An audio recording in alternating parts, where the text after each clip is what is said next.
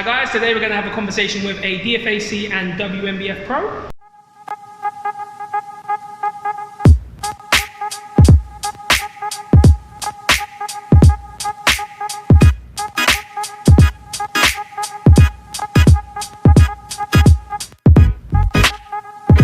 I'm Ben, been bodybuilding since I was 18, competed for the first time when I was 32, so relatively late. Just wanted to learn about diet mainly because I'm a PT online coach. Just wanted to, like I just mentioned to you, I'm following a coach who competed in 2015. He won the overall, and he was eating bags of crisps, sweets, and I just thought, well, he knows something about diet that I don't know. Got him as my coach, just to learn more about diet so I can help my clients. And just like competed, did really well, won the WNBF overall. So I just did WNBF in 2016. And then entered the British finals as a novice, won the novice final, went to Miami, and then I won my pro card out there. So it really was a good year. Quite lucky, looking back at the pictures. They went for conditioning a lot back then.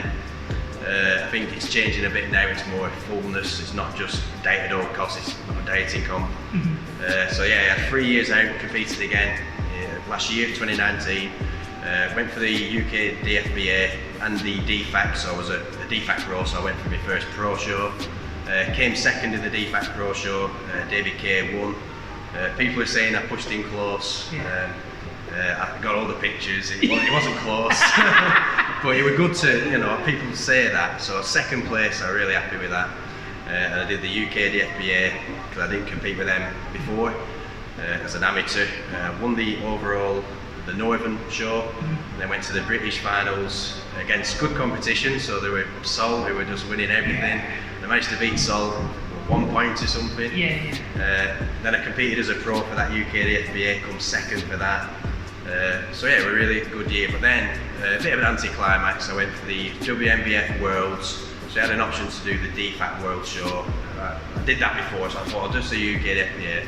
I come like 7th, so it was a bit of an anticlimax, but I took it too far. I mean, you learn through every diet, every prep, and I just pushed for more. So I had an option for the British final to the world final of either increasing calories or digging even further. And I dug further and it backfired.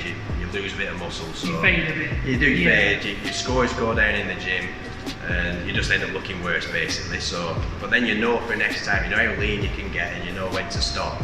So like I say, every prep you should learn something so that the next one's even better. So excited to compete again, hopefully not next year, the year after. If I can stay injury free. Okay, cool. When you compete the year after, are you planning to compete as a pro in both federations now? Hopefully, yeah. So they're both really good federations. Got no real affiliation to any. I think it'd be good to do both. I think when you diet, you're getting that condition. You might as well test yourself against the best. So I'll probably do, if I'm allowed. My partner says I'm not allowed to do it again. Every time I do something wrong, I have to get a pet. We have to get a new pet, and we've got 4 so far. So. Do you know what? I saw that post on was it in your story or your actual post? Yeah, yesterday. I saw it. So we've got a tortoise, we've got a Sphinx cat, we've got a dog, and then we've got a rabbit. So I didn't even do anything wrong for the rabbit. So. She just threw that in there. Oh my god. Right.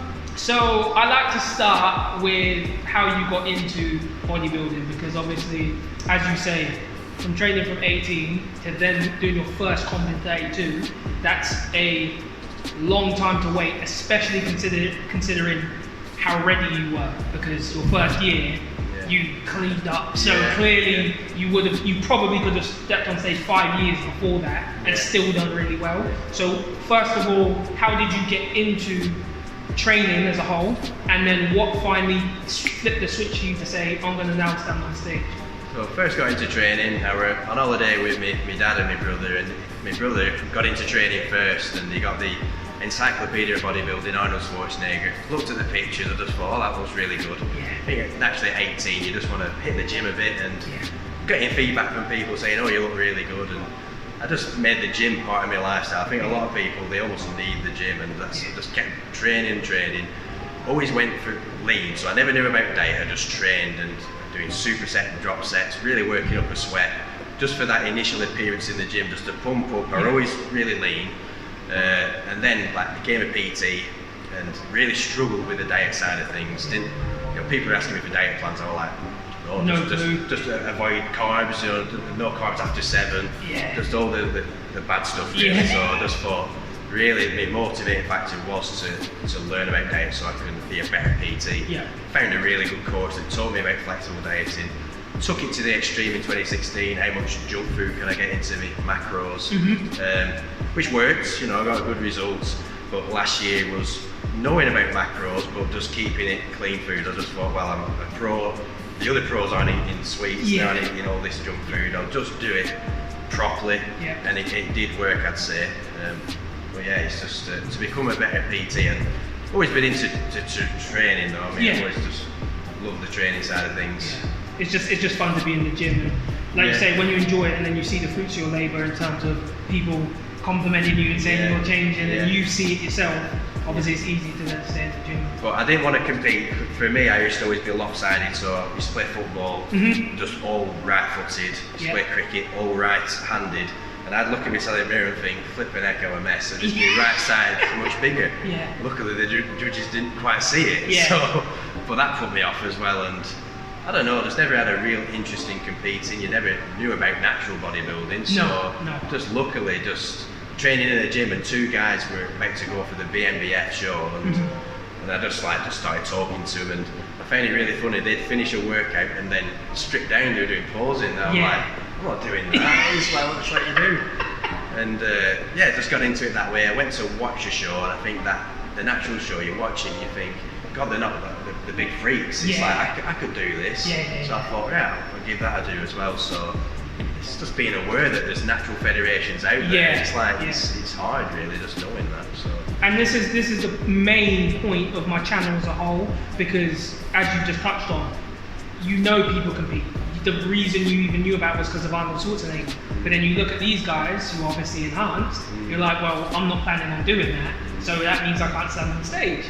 Whereas, like, it's about now bringing awareness to the sport that there is a place for people who don't want to be enhanced.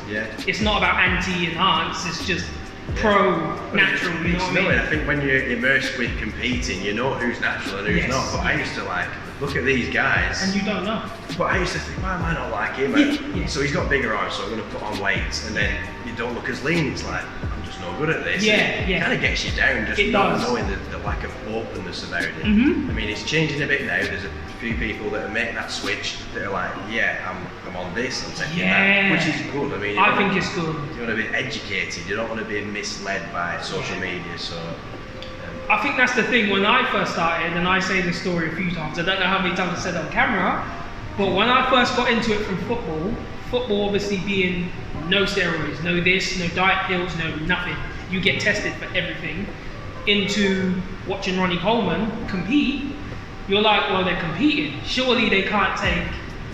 Surely they can't. You know what I mean? And I feel so stupid now looking at Ronnie Coleman and thinking he was natural because he's huge. He's an alien, and it's like, wow. Like, but again, it's about awareness, and there's obviously you can't be faulted for not knowing because you're not in that world, and it's such a closed-off world.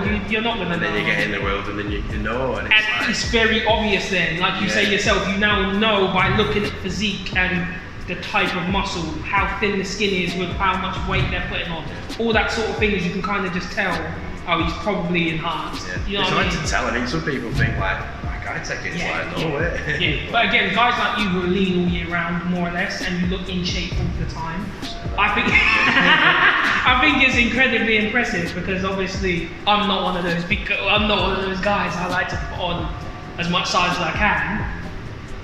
Mainly for comfort. I'm just not that regimented when I'm not prepping. Well, you had one off season though, hadn't you, really? Yeah. You only competed once, is it? Oh, well, yeah. I mean, next time you come in, I think, like I said before, it's good to gain a bit of weight in the off season. Yes. For natural, you get stronger. Just get it off again, and then just see. I think. I mean, I pushed my weight up a lot from 2016 to in that off season. Again, just for PT, it's before and afters. I was like, right, I'll make my own before and after, got as big and fat as possible, and then just lost it all again. And shredded down. And there were muscle underneath, but I don't think it's necessary for to push your weight up too high. No. And it makes the diet unnecessarily long. Yeah. See, this is the thing with me. I feel like the funny thing with me, I'm very light on stage, 73ish on stage, 74 I think I was on stage at the British Finals, and now I'm 94 and a half. 20 kilos is a massive jump, but I hold on to my shape quite long. I think I could be at about 88 and still look shapely, and then anything after that, it's gone. So like, I think it just kind of depends on where you hold your weight as well. Like I say, for you looking at yourself, you say, oh, I'm not that lean, but then you know you. But for me, looking at you, I'm like, yeah, you're lean. Like, you don't need a 45-week prep to flipping be ready to go on stage. You know what I mean? About 14 kilogram over my stage weight now, so you know, a better position to start a diet now. Yes. So, about 97 kilogram before I started my diet on 110. Yeah. So you were like got loads of weight, good before and after. Yeah. You lose muscle in that process. Yes. Yeah. The longer you prep, obviously, you are risking that a lot. How much do you weigh on stage? About 84 kilogram. Flipping no, that's heavy though. See what I mean? It's right at the bottom end, I think, for heavyweights. Yeah. If I get, well, it won't happen because I just go too small. It's about 80 kilogram or something, and then I'd be a big middleweight. Middleweight, yeah. But So. I don't think that's necessary for you. You're flipping peeled at 84 anyway, so you don't need to push anymore. And I think the illusion you will create regardless, even though you are one of the lighter guys, you're going to look like one of the bigger guys because you are that lean, your muscle belly's around, you're full all the time. Like, you guys need to go and see his Instagram, which I'll tag later, and I've tagged in our training leg session that we did before this. But you need to go and see what he's like today. Show condition, like it's crazy, it's crazy. And like I say, I think there's people have their niches. You can't be everything. No. You know what I mean? You can't be the biggest and the most cut and the tallest and the this and the that. You pick. Unless you're Nate from Williams. Nate's a special one, isn't he? Nate's a special one. Dave is close, if not on par. Unreal physiques. Yeah. There's Sam Watt, there's Gonseki who's just retired. And Ben Howard, there's just there's some elite bodybuilders out there. It shows you what can be done. You know what I mean? If you really go for it. A lot of genetics involved as well, I think. Yeah, I think genetics they play a part, especially when you're at the highest level, because everyone can work as hard as they can to optimize what they have. But then at a certain point, it then becomes, well, how big are you? How shapely are you? How cut can you get? Because there's guys who can get shredded more than others, and it just is what it is. Yeah. I think genetically, you know what I mean? It just is what it is. Weird, isn't it? It is. It's very strange. You think if I work as hard as him, I'll be as shredded, and it's like, unfortunately not. It doesn't work that way. It doesn't work. Diet is hard. It's like I've got a client that's competing. He's really lean actually, but you just hit a certain threshold when you get to a certain condition. That's it. But that's why it's good to keep your pictures and just see. Well, I got worse after that. I didn't get leaner. But you don't know until you've tried. It's like, I'm going to try and get leaner. And right, I didn't get leaner. I lost muscle. So it's just knowing from practice. It's like, well, that didn't work. Next time I won't do that. Obviously, you've already brought up your missus. Do you have kids? Yes. You have kids? How many? Just one. One kid. Young, older? 2-year-old. 2-year-old. How is it competing in terms of effects? First of all, effects on the family. And then second of all, since you've had your child, how is competing and prepping in particular changed?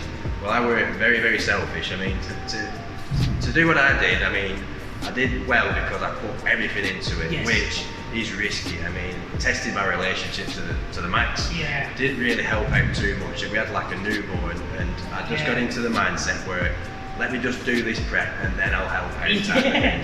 Which I'm very lucky to keep my relationship. So I think that's the biggest goal next time, is to do a prep and not, just make the prep the be all and end all. Have a bit of a balance. But I did a mini cut recently, a 4-week mini cut, and I started doing it again. So I put it in my partner's hands, like a free strike rule, which I'll probably just burn out the first week. But if I'm really bad, then she can say that's it.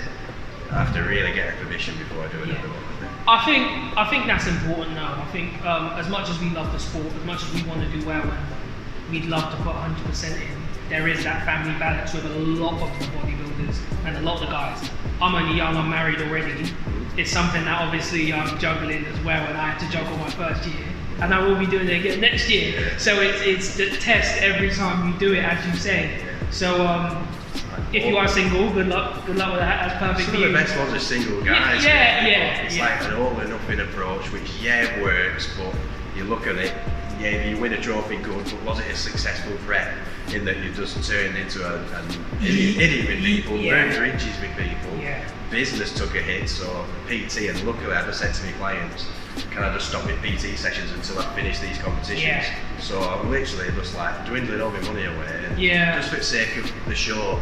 So, you know, a bit of balance would be better next time. Yeah, see, I think that's a positive and a negative, because you did so well, and yes, you say you burnt out towards the Worlds and you finished 7th, but you are now a double pro for those sacrifices, and I think it's a double-edged sword a bit, because the sacrifices you made clearly showed out, and now you have another title, and if you hadn't put that much in, you beat Solomon by a point.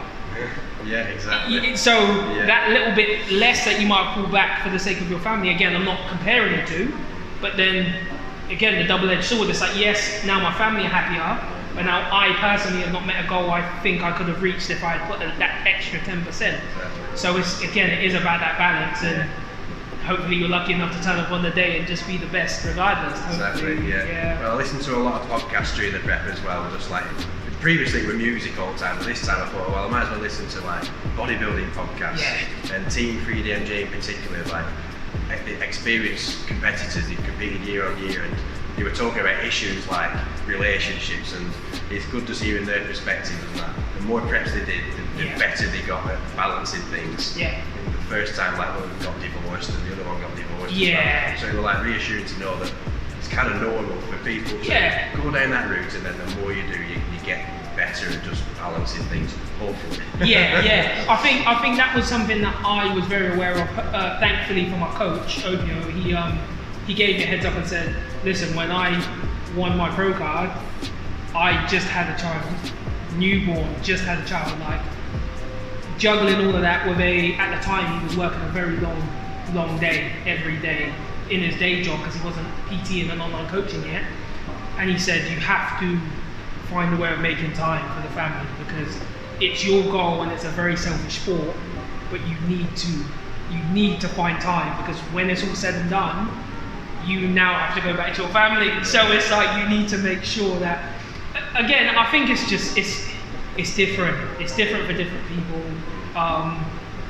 The stakes are different for different people. Sometimes if you win a show, that might be the difference between the sponsorship and that might pay your rent.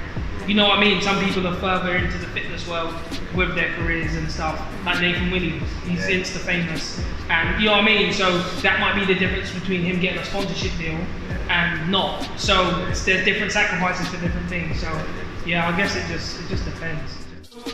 What was your mentality going into competing? Obviously to help others, but also had a background in sport. So my dad played cricket for England, so my brother played cricket for England, and I was always like a bit of an underachiever. Tried cricket, we know good. Tried football, no good. Luckily the gym I went okay at, and then when given the chance to compete, it's like I say, all in at that. So that mindset of needing to do well, that was good as what my dad, but just put everything into it so that they're proud of me almost. Put absolutely everything into the bodybuilding. So I think that helped with the mentality, which made me stick to the diet and the training, and Well, I think people have different drives, and I think obviously family is a big one, expectation is a big one. For me, very similarly, I've told you before, my cousin's a professional football player. I tried making it in football and got a couple bad injuries, had to stop that. And I feel like I had unfinished business, and I wanted to make it as a sports, as an athlete. So now this is my new path to say, cool. My family didn't understand it; they don't know anything about bodybuilding, so they're probably watching this channel in the same way everyone else is. Like, oh, I want to learn what's kind of going on. So I think a lot of sportsmen, like I think a lot of bodybuilders could have been good sportsmen. You know what I mean? And I think that's what keeps us in the gym. It's like, I've got a good physique, I could maybe do it, but I a lot of other things that are needed to be a sportsman. You know, strong mentality, a lot of luck, a lot of ability as well, not just your physical ability. But yeah, the gym was always the one constant for me. It's like, well, I used to look the part as a footballer. But yeah, the gym, if you against you, there's no competition. I used to get very nervous in team sports as well. So I think with the gym, it's next to be nervous about. The nerve-wracking time when you're competing is the pumping up room. When you're amongst everyone else and everyone's looking at each other. It's not like waiting to bat at cricket. I made a comeback a bit ago just for like third team cricket. I had to sit outside by myself before I went batting. I was absolutely nervous wreck. So bodybuilding were the main one for me, I think. How are you just before you go out on stage? Because for me, obviously with my first year as well, I'd be nervous in the pump up room just like you said, but as soon as I stand on the side of the stage, it's literally just me. That's it. It's fine, isn't it? I didn't get nervous. It's literally just the pumping up room when you want someone's dumbbells and they're like, no, I'm using them. That was the only time, but yeah, it's quite like stress free, and it's only the pressure is the pressure you put on yourself. That you're expecting yourself to do well. But just go in, and try and enjoy it. You know? Don't think you're gonna win or anything. Just go out there. Obviously, you've done all the work in the prep. So what you're going to display is what you're going to display. Make sure you pose properly and make sure you're displaying what you need to display properly. And then from then it's kind of just up to the judges. Look forward to the food. So that's what I'm thinking about, the food. We're going to touch on that in a second.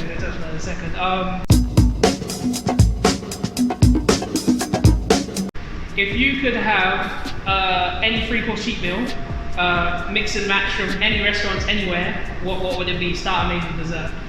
So we started. Funnily enough, is oats. It's my favourite meal. Really? It's still oats, so you get good at making it during the prep, like weighing out the water, weighing everything. I put an egg in mine as well to volumise it. A bit of salt, protein powder, different flavours. It's still my favourite meal, so I'll still go for that. That is the healthiest one we've had on the show. So I had another guest, and they said something that because they are really chefy, they really like to cook themselves. And she was telling me this, and I'm like, that is really healthy, and that takes the cake. Oats. I love oats, but not that much. Oh, it's nice. And you get the right protein powders, it's really nice. Second course, Domino's pizza. So I remember having a Domino's pizza after like my show. It's amazing. My stomach were in bits after it, but still one of my favourite. I think barbecue chicken pizza. Flipping it, you can pick so many. I like a curry as well, but I think maybe oats and then a curry might be you're asking for trouble, mate. You're asking for trouble with that. So oats then a pizza. And then for the third one, white chocolate cookies from Tesco. I do like that. I created them all prep. But actually in Miami we had a Whole Foods, and Jesus Christ, I gained like 20 kilograms in 6 weeks. But the food. The US is completely different, isn't it? So, but white chocolate cookies, meringues. I do like meringues. If it were just like one. Just you have to pick the one. Donuts as well. The Krispy Kreme donuts are nice. Do you know what? It was my birthday yesterday. I had a box. My missus bought me a 12-pack. I think I had like 7. Right. She had like 2. Mate. We got through them really nicely. Right. Second question. Who is your favourite bodybuilder in the natural circuit? They don't have to be active right now. David K, not in particular order. David K, Nathan Williams, Ben Howard. I like AJ Morris, just following his content. Steve Hall and George Osborne, just for the content. You have to pick one. So which one in particular would you choose? Because I made everyone else choose one. So which one in particular? Very tough choice, but I'd probably say David K, just because he's someone that I want to look like, because we're similar height. I copy his back double bicep, and competing alongside him, I just thought, well, that's the physique I want. But the others are really good as well. Nathan Williams, I've met them all. They're all just really like sound guys. Cool.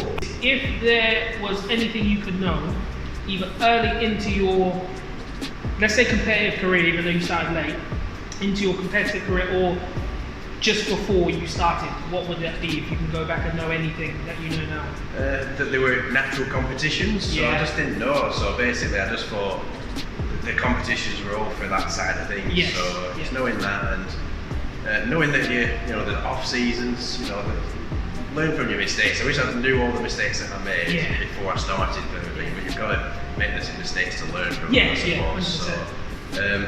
So yeah, just knowing that there's natural federations and the workouts that you do, you should follow a plan, so not just make it up as you go.